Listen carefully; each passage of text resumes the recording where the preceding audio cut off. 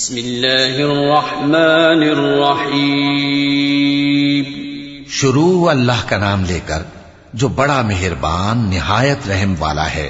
اے نبی، ہم نے تم کو فتح دی، فتح بھی کھلی اور واضح، تاکہ اللہ تمہاری اگلی اور پچھلی کوتاہیاں بخش دے اور تم پر اپنی نعمت پوری کر دے اور تم کو سیدھے رستے چلاتا رہے، اور تاکہ اللہ تمہاری بھرپور مدد کرے۔ وہی تو ہے جس نے مومنوں کے دلوں پر تسکین نازل فرمائی تاکہ ان کے ایمان کے ساتھ اور ایمان بڑھے۔ اور آسمانوں اور زمین کے لشکر سب اللہ ہی کے ہیں، اور اللہ جاننے والا ہے، حکمت والا ہے۔ یہ اس لیے کہ وہ مومن مردوں اور مومن عورتوں کو بہشتوں میں جن کے نیچے نہریں بہ رہی ہیں داخل کرے، وہ اس میں ہمیشہ رہیں گے، اور تاکہ ان سے ان کے گناہوں کو دور کر دے، اور یہ اللہ کے نزدیک بڑی کامیابی ہے۔ اور اس لیے کہ منافق مردوں اور منافق عورتوں اور مشرک مردوں اور مشرک عورتوں کو جو اللہ کے بارے میں برے برے خیال رکھتے ہیں عذاب دے، انہی پر برے حادثے واقع ہوں، اور اللہ ان پر غصے ہوا اور ان پر لعنت کی اور ان کے لیے دوزخ تیار کی، اور وہ بری جگہ ہے۔ اور آسمانوں اور زمین کے لشکر اللہ ہی کے ہیں، اور اللہ غالب ہے، حکمت والا ہے۔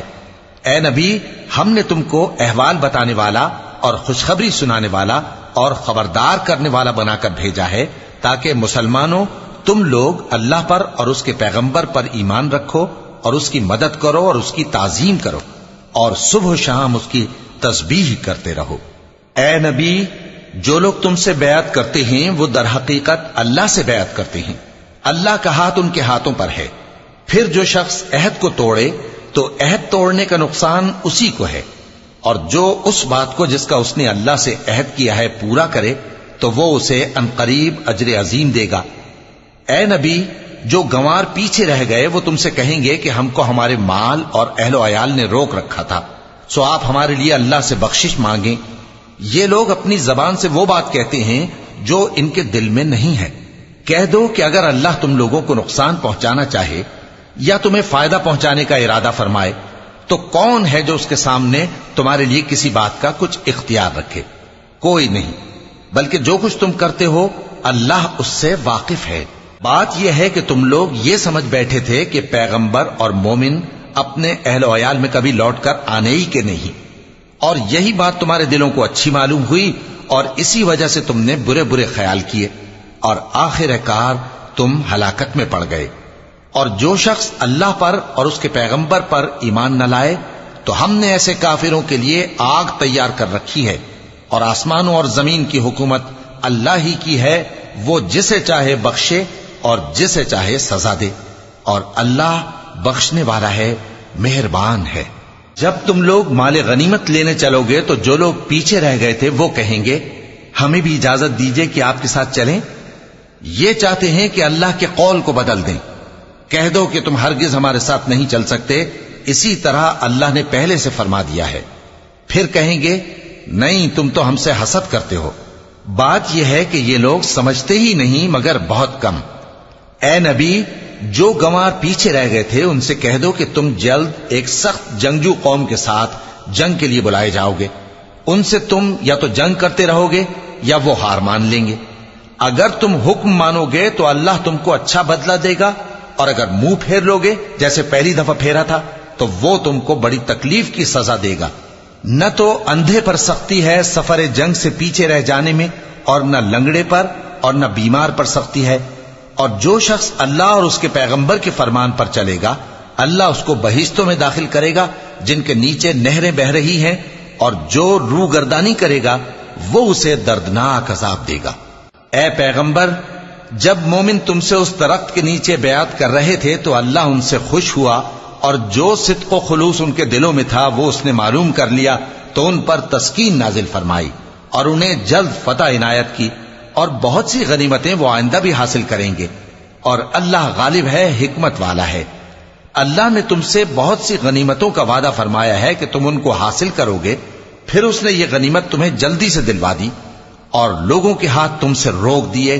غرض یہ تھی کہ یہ مومنوں کے لیے اللہ کی قدرت کا نمونہ بن جائے اور وہ تم کو سیدھے رستے پر چلائے، اور کچھ اور غنیمتیں دے گا جن پر تم قدرت نہیں رکھتے، اور وہ اللہ ہی کی قدرت میں ہیں، اور اللہ ہر چیز پر قادر ہے۔ اور اگر تم سے کافر لڑتے تو وہ پیٹ پھیر کر بھاگ جاتے، پھر وہ کسی کو نہ دوست پاتے اور نہ مددگار۔ یہی اللہ کی عادت ہے جو پہلے سے چلی آتی ہے، اور تم اللہ کی عادت میں کبھی تبدیلی نہ پاؤ گے۔ اور وہی تو ہے جس نے تم کو ان کافروں پر فتح یاب کرنے کے بعد سرحد مکہ میں ان کے ہاتھ تم سے اور تمہارے ہاتھ ان سے روک دیے، اور جو کچھ تم کرتے ہو اللہ اس کو دیکھ رہا ہے۔ یہ وہی لوگ ہیں جنہوں نے کفر کیا اور تم کو مسجد حرام سے روک دیا، اور قربانیوں کو بھی کہ اپنی جگہ پہنچنے سے رکی رہیں۔ اور اگر ایسے مسلمان مرد اور مسلمان عورتیں نہ ہوتی جن کو تم جانتے نہ تھے کہ اگر تم ان کو پامال کر دیتے تو تم کو ان کی طرف سے بے خبری میں نقصان پہنچ جاتا، تو بھی تمہارے ہاتھ فتح رہتی، مگر تاخیر اس لیے ہوئی کہ اللہ اپنی رحمت میں جس کو چاہے داخل کر لے۔ اور اگر دونوں فریق الگ الگ ہو جاتے تو جو ان میں کافر تھے ان کو ہم دکھ دینے والا عذاب دیتے۔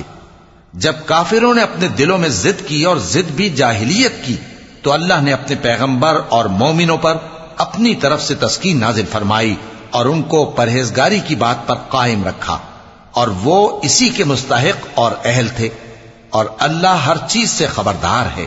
بے شک اللہ نے اپنے پیغمبر کو سچا اور صحیح خواب دکھایا تھا کہ تم انشاءاللہ مسجد حرام میں اپنے سر منڈوا کر یا اپنے بال ترشوا کر امن و امان سے داخل ہوگے اور کسی طرح کا خوف نہ کرو گے۔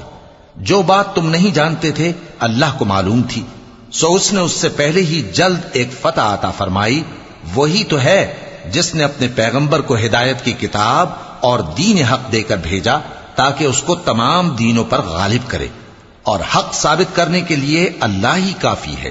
محمد صلی اللہ علیہ وآلہ وسلم اللہ کے پیغمبر ہیں، اور جو لوگ ان کے ساتھ ہیں وہ کافروں کے مقابلے میں تو سخت ہیں اور آپس میں رحم دل۔ اے دیکھنے والے، تو ان کو دیکھتا ہے کہ اللہ کے آگے جھکے ہوئے سر بسجود ہیں اور اللہ کا فضل اور اس کی خوشنودی طلب کر رہے ہیں۔ کثرت سجود کے اثر سے ان کی پیشانیوں پر نشان پڑے ہوئے ہیں۔ ان کے یہی اوصاف تورات میں ہیں اور یہی اوصاف انجیل میں ہیں۔ وہ گویا ایک کھیتی ہے جس نے پہلے زمین سے اپنی سوئی نکالی، پھر اس کو مضبوط کیا، پھر موٹی ہوئی، اور پھر اپنے تنے پر سیدھی کھڑی ہو گئی، اور لگی کھیتی والوں کو خوش کرنے تاکہ کافروں کا جی جلائے۔ جو لوگ ان میں سے ایمان لائے اور نیک عمل کرتے رہے ان سے اللہ نے گناہوں کی بخشش اور اجر عظیم کا وعدہ کیا ہے۔